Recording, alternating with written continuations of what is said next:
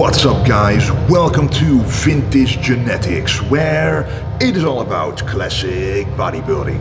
And today will be a leg day, one of the most important days for me, because the legs can never be big enough, at least for my physique right now, because I'm a taller, classic physique competitor. My legs need to come up with the upper body. They have improved quite a lot already, but the biggest weak point of my physique is the hamstring. So we're starting out with the laying leg curl, one of the best hamstring movements there is.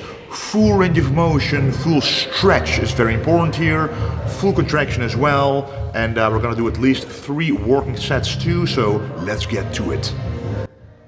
So the first movement is the laying leg curl.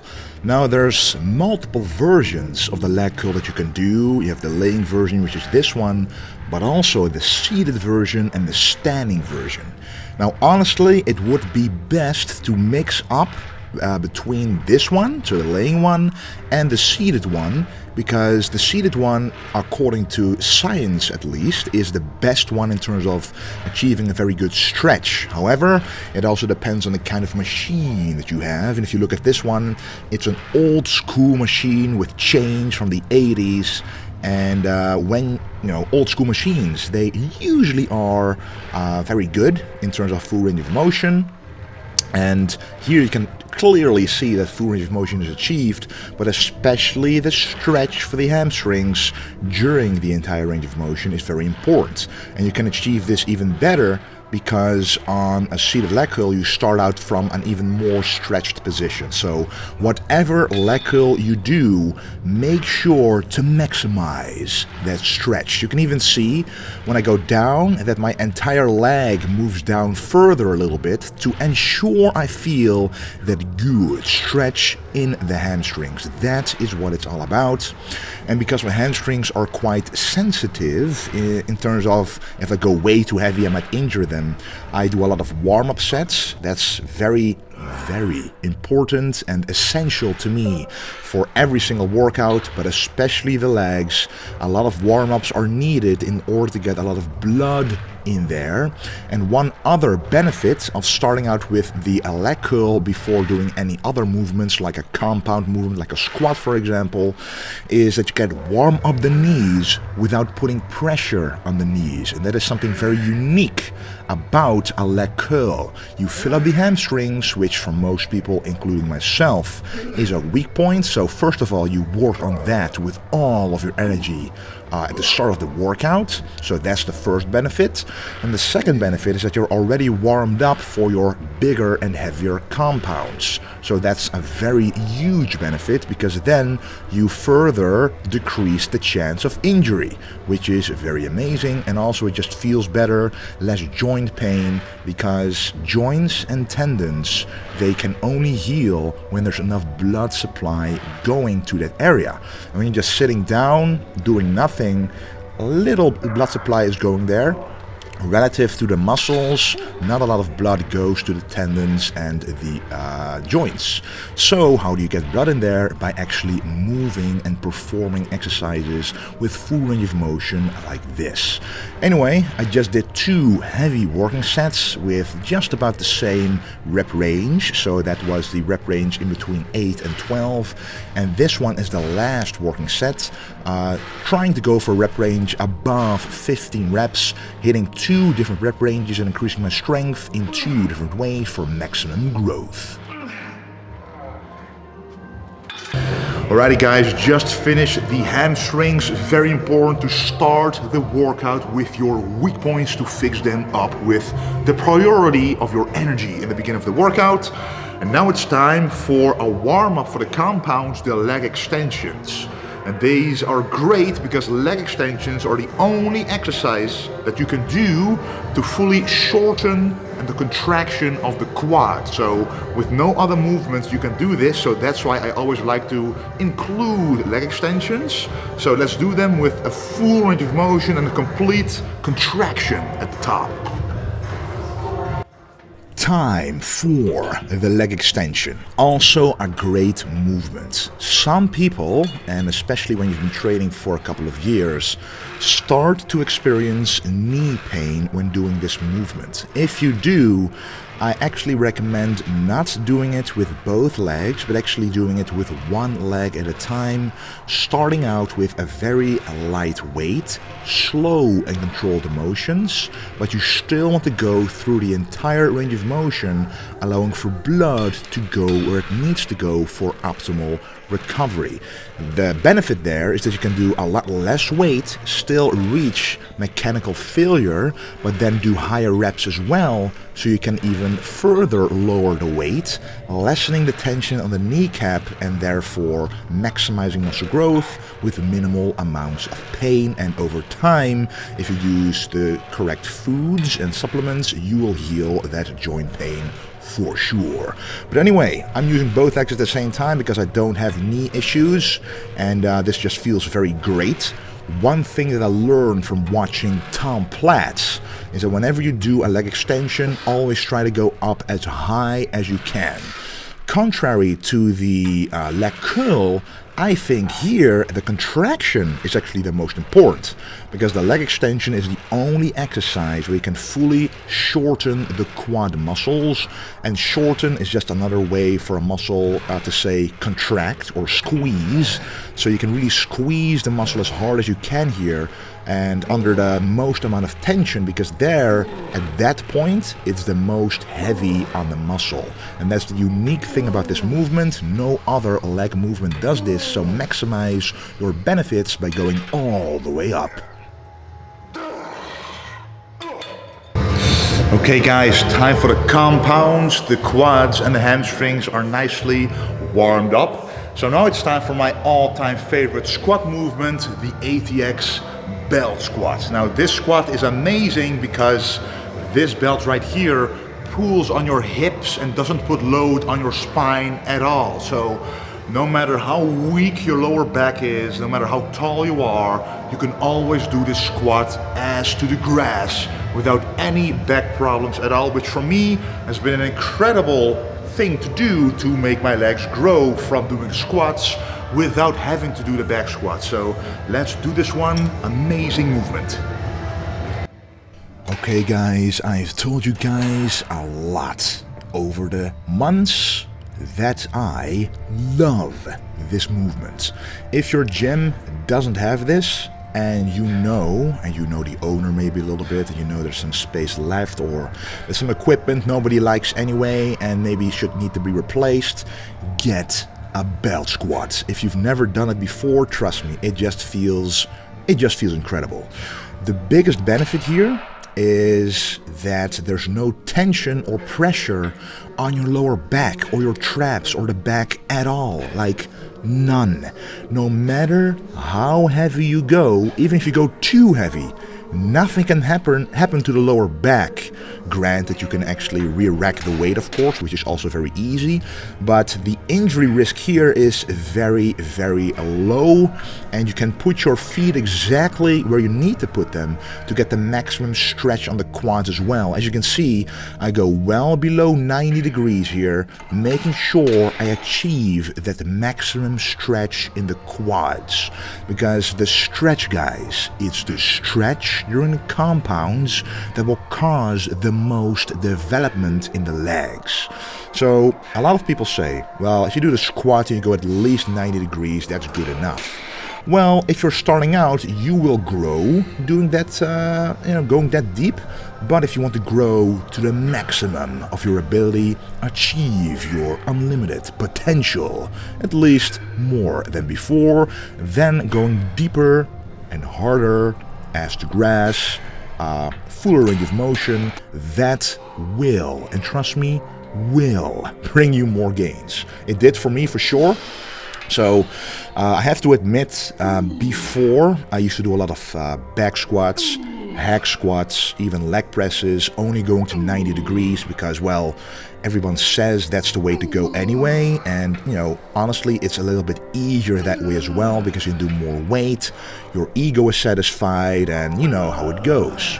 But when you're like me and I'm very serious about, you know, developing my body in the best way possible and fixing my weakness, you simply have to maximize your exercises. Every single rep counts. So the next time that you train legs, and if you're honest with yourself and you know you're not going as deep as you possibly can, just give it a shot for one time. Go as deep as you can, widen your stance if you have to, use a little heel wedge on your feet if you have to, or weightlifting shoes, whatever you need to be able to go all the way down without impacting the lower back. If you can do that, you will experience a stretch and a sensation in the muscles that is uncomparable to what you felt before. And if you're never sore in the legs, then this will get you sore once again. So again, the ATX Belt Squat is my favorite leg movement. It allows me to go up and down, full range of motion, keep the tension on the legs without any lower back issues. And when you're a bit taller like me, doing the back squat simply isn't the best option to grow the legs without impacting other parts of the body like the core, the lower back, you know, stabilizing yourself, etc. So this exercise is for me perfect. Okay guys, that was the belt squat. So all I feel right now is pumped legs, I feel it in the quads, the glutes, even the hamstrings, no lower back at all.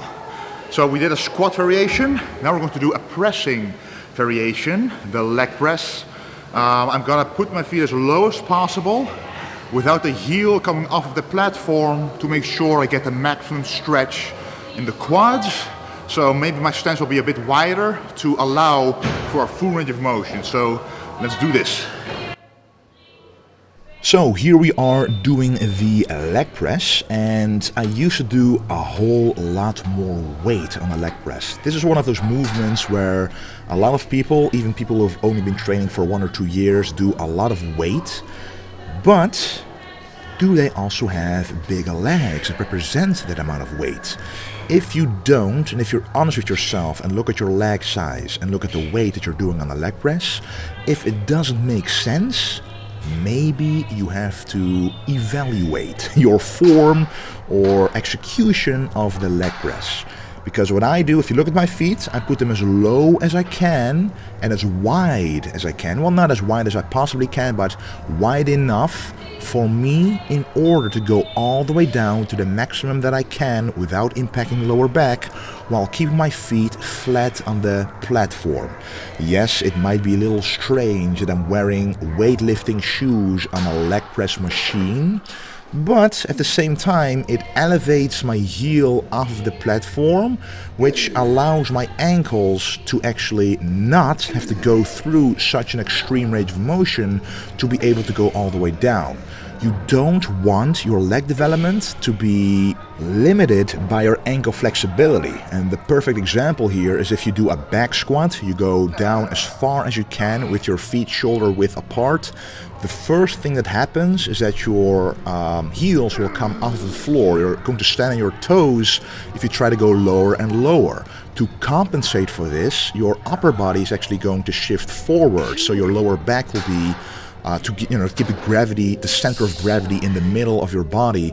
Your body has to compensate with moving in such a way that the center of gravity stays there.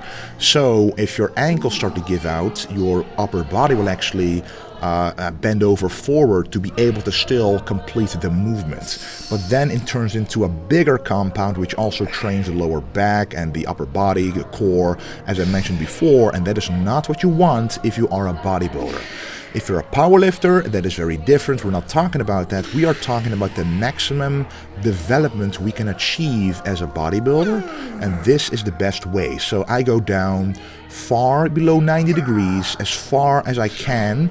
If I go even deeper than this, which, it's always possible to go a little deeper, then my lower back would leave the platform, and then it would actually, risk lower back injury, because I actually injured my lower back twice on a leg press, and I went too heavy then, and I went up in weight way too quickly. I didn't control my execution, and what happened is that my lower back took the toll, and that's not what we want. We want to be able to bodybuild without pain, without discomfort. The only discomfort we want to feel is in the muscles. We want to feel them rip apart, destroy themselves, only to be resurrected stronger the next time, which is what bodybuilding is all about. So go all the way down, feel the stretch in the quads, and the benefit of doing a bit of a wider stance is that you can also work the glutes and the hamstrings by going all the way down, which also happen to be weaker points of my lower body.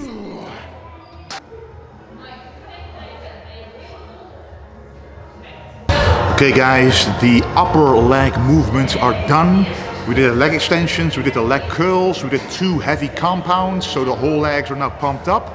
And now it's time for the calves. Even if you have strong calves, I would still recommend doing them unless they are incredibly overpowering, but if they have a nice balance, because I think in classic physique the calves are very important and not a lot of people have them, so I want to train them even if they are a strong point. So let's do them on the same leg press that we just did, because then you can mimic a standing calf raise because your legs are straight. So let's get to it. So after having done some leg movements for the upper legs, now it's time to finish the legs off with some old school calf presses on the leg press. So back in the day they used to do donkey calf raises or calf raises with, someone in your neck, for example, the true old school way. But this is a more modern way, and using a leg press like this, which makes it actually possible because of the space that is allowing your feet to go there, at the bottom you can actually do a calf press. So this is comparable to a standing calf raise. You can do this on the belt squat as well, by the way, which makes it a very versatile exercise. But the reason I'm doing it on the leg press is, well, very simple. The weight is already on there. So instead of wasting energy by removing the plates, putting it on the belt squat and doing the exact same movement, I'm just holding on to the weights here and doing it on the leg press. So if I would end with the belt squat, I would have done it on the belt squat. That doesn't really matter.